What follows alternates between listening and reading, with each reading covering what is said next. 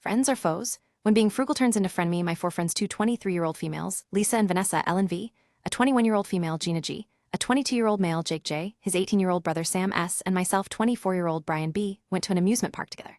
It was a long drive, taking about 2 hours. At the amusement park, it became apparent that our living situations were quite different.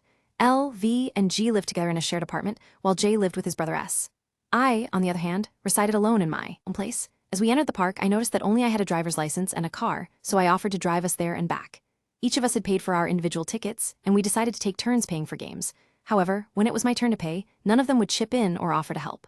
Later, S approached me and asked for money to play a solo game. Found this odd since his brother J was with him, but figured maybe J was holding on to the cash. When S revealed that he hadn't brought any money because he didn't have a job, I suggested he get one if he wanted to avoid asking others for help.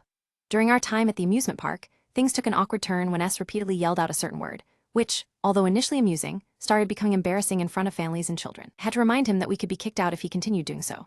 After the outing, I stopped to refuel on our way home, but no one offered to help with gas money or anything else. We then grabbed some food at a nearby pizza place, where I paid for 2 pies. It wasn't until almost a week had passed that any of them reached out to me, and it was only to discuss how I'd been rude to S. Apparently, my focus on work and money had made them feel uncomfortable, even though they all had jobs and were paying their own rent, which, at $1,200 a month, was significantly higher than mine.